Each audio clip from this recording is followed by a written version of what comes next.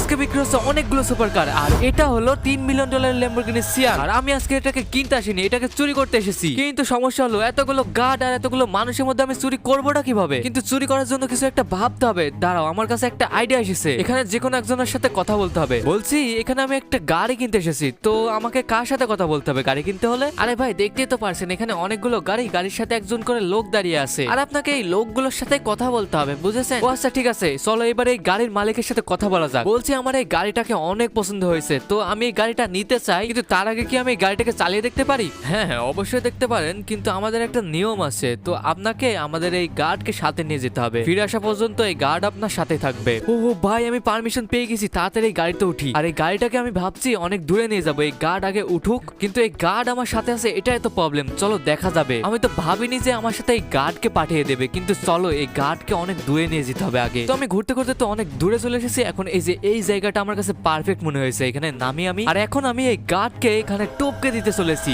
আর এই তো এই গার্ড শেষ। এখন আমাকে তাড়াতাড়ি এই গাড়ি নিয়ে এখান থেকে পালাতে হবে। ও ভাই, আমি $3 মিলিয়ন গাড়ি পেয়ে গেছি।